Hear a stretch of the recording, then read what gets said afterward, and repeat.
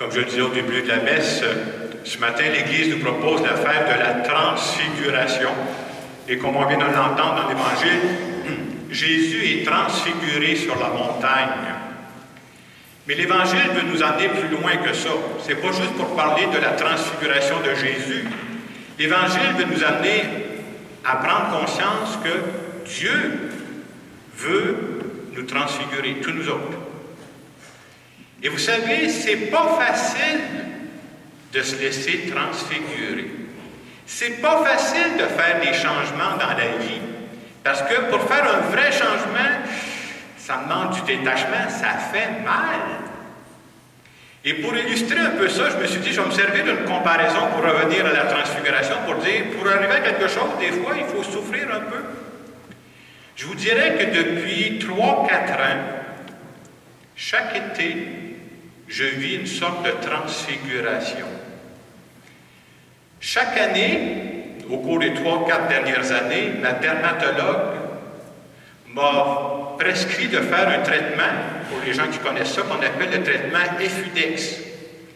Si vous ne connaissez pas ça, vous ne savez pas ce que vous manquez. Un traitement Effudex, c'est simplement un onguent que tu mets pendant 3 semaines, soir et matin, pour combattre les cellules précancéreuses de la peau. Quand tu commences à mettre l'onguent les premiers jours, apparemment, il se passe à rien. C'est fantastique, hein? Attends. Plus les jours passent, plus tu mets ton onguent, plus l'onguent travaille, plus la peau travaille, plus la peau te devient rouge. Puis à un moment donné, ça peut brûler d'une façon assez sérieuse aussi. Et au bout de 3 semaines, quand tu as fini de mettre l'onguent, tu te dis, hey, on est correct. Non. Toi, t'en as bu, mais lui, il continue d'agir. Et là, rendu à cette étape-là, tu peux pleumer. J'ai fait l'expérience, moi, ça marche. Et si ça va bien, quelques semaines après, tu retrouves ta peau de bébé. Moi, ma dermatologue me dit que si je continue 3-4 ans, j'aurai de la peau de bébé partout. On va attendre un peu. Si je vous compte ça, c'est une comparaison, c'est pour dire que faire ce traitement-là, il y a un prix à payer. Tu payes le prix parce que tu te dis, ben, ça va me protéger des cancers de peau. Hein? Moi, je paye le prix pour avoir de la peau de bébé. Là. Mais dans la vie, on veut nous dire que c'est ça l'évangile de la transfiguration. Dieu, le but de Dieu, tout le temps qu'on est en vie, c'est de nous transfigurer.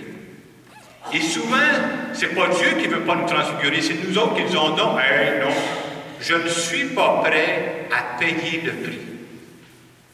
Parce qu'il peut y avoir des parties de ma vie qui me dérangent, des parties que j'aimerais qu'ils ne soient pas là dans ma vie. Mais si j'ai le courage d'y faire face, ces aspects-là de ma vie qui me dérangent pourraient me transfigurer, pourraient m'emmener complètement ailleurs. Dans l'Évangile qu'on a ce matin, on voit Jésus qui monte sur la montagne et qui va être transfiguré parce qu'il a amené avec lui Pierre, Jean et Jacques. Et on veut nous montrer qu'ils ont vécu sur la montagne un moment fort. On a besoin de ces moments-là, des moments où on se ressource. C'est ce qu'on fait un peu ce matin-là. Et pendant qu'il va être transfiguré, Pierre, Jacques et Jean vont trouver ça tellement bon, dans un autre évangile que celui-là, ils vont dire « Hey, dressons 3 tentes ici. Ça va tellement bien. Restons sur la montagne. C'est la vraie vie, ça va tellement bien. » Et Jésus, qui est un sage, vous savez ce qu'il va leur dire? Non. On va descendre dans la montagne. On va descendre dans la plaine. Et pour moi, ce que j'appelle la plaine, c'est le vrai monde. Les vraies réalités du monde. Et quand Jésus va redescendre de la montagne, on nous dit qu'au bas de la montagne, il y a un paquet de monde qui l'attend.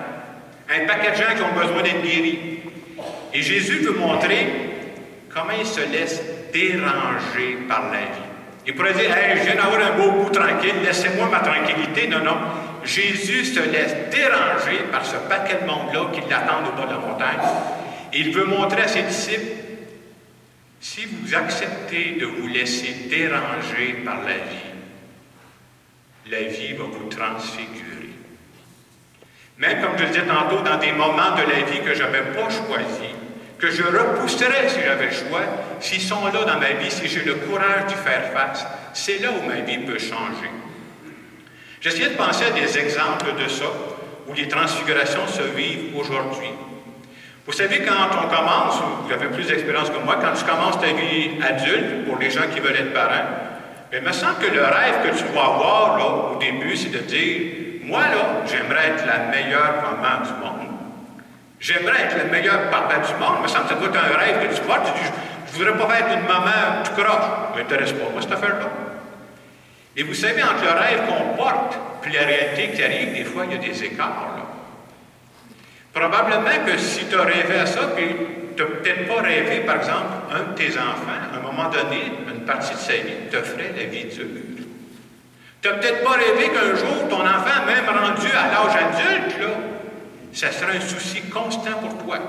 Toi, tu avais pensé à 18 ans, c'est fini, là. Moi, je pense ça, hein, j'en ai pas d'enfant. Non, à 18 ans, c'est pas fini, ton enfant, il te tracasse encore.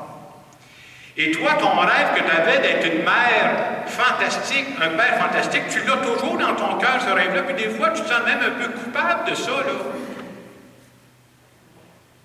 Mais cet enfant-là, que la vie a mis sur ta route, peut-être que Dieu est en train de te parler à travers cet enfant-là. C'est pas ça que tu avais choisi, c'est pas ça que tu avais rêvé, mais peut-être que Dieu est en train de te déranger pour t'apprendre l'amour gratuit. Apprendre à aimer cet enfant-là dans sa situation à lui, même si ce n'est pas ça que tu avais prévu. Il peut y avoir d'autres moments de la vie qui viennent nous déranger.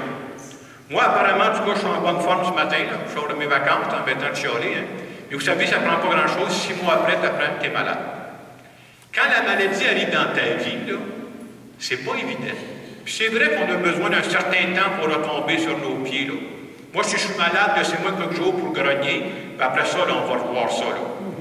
Mais le danger, c'est qu'on peut aussi, quand arrive des moments difficiles comme ça, jouer à la victime. Pourquoi ça m'arrive à moi? C'est toujours à moi que ça arrive, ces affaires-là. Les autres, tout est beau dans leur vie.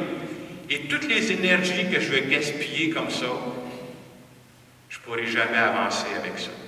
Je ne dis pas que c'est facile, là, mais d'être capable de faire face à la vie, de dire, je vais essayer de composer avec ce que la vie m'envoie.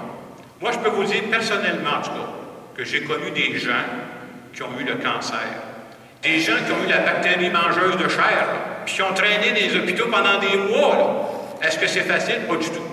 Est-ce que je vais avoir ça? Pas du tout. Allez parler à ces gens-là, puis j'en connais maintenant qui leur santé est meilleure, allez parler à ces gens-là, ils vont vous dire qu'aujourd'hui, parce qu'ils sont passés par là, ils ne voient plus la vie pareille. C'est comme si ces gens-là découvrent d'autres aspects de la vie. Nous autres, quand on est super en forme, on brasse de l'air, on a l'impression qu'on est bien important parce qu'on brasse de l'air. Mais souvent, c'est de l'air qu'on brasse. Hein. Moi, je pense qu'à travers certaines expériences de la vie, même celles qu'on n'a pas choisies, Dieu peut nous transfigurer.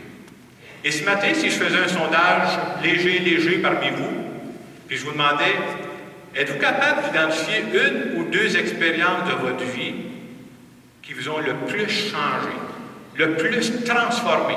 Tu dis, parce que j'ai vécu ça, là, je ne suis plus exactement la même personne. Moi, je ne sais pas c'est quoi vos réponses. Moi, j'ai eu le temps de penser aux miennes, là. Et si vous êtes comme moi, les expériences auxquelles j'ai pensé, là, ce n'est pas des expériences faciles. Non, parce que quand c'est facile, moi je sais, je mets ça sur le cruise control, ça marche seul. Il y a des expériences, tu dis, une chance qu'après avoir passé par ça, je suis le bonhomme que je suis aujourd'hui. Parce que j'ai passé par ça, parce que j'ai surmonté ça. Et pour moi, c'est ça le récit de la transfiguration. Transfiguration, on pense toujours à la transfiguration de Jésus sur la montagne, et c'est vrai. On pense toujours aussi, quand on pense au moment où on a été changé, on pense au passé, les expériences. Mais la fin de la transfiguration, c'est pas ça. C'est ça, mais c'est plus que ça. C'est de dire présentement. Présentement, là. Je ne veux pas vous parler d'hier, je ne veux pas vous parler de ce qui s'est passé il y a 6 mois. Présentement, que j'en sois conscient ou pas, Dieu, moi, est en train de me changer. Dieu est tout en train de nous changer. Et comment il est en train de nous changer? Bien, une des façons de le voir, qu'est-ce qu'il y a dans ma vie présentement qui me dérange? Y a-t-il quelque chose dans ma vie présentement qui est en train de me sortir de ma zone de confort? Et si j'avais le choix, je ne prendrais pas cette option-là. Mais c'est là dans ma vie. J'ai à composer avec ça. Ça peut être quelque chose de triste, mais ça peut être une grande joie. Moi, je peux même vous dire que c'est une grande joie, mais pas reposante. J'espère que je vais me laisser transfigurer. J'espère que je vais me laisser changer. Et dans le moment de silence qui va suivre, on va dire à Dieu, essayez d'identifier quelque chose. Présentement, dans ma vie, Dieu, tu es en train de me déranger à travers cet aspect-là, à travers cette personne-là, à travers ce que je vis là. Je viens te dire ce matin que je ne comprends pas tout, mais je choisis de me laisser déranger par toi. Je choisis de me laisser transfigurer.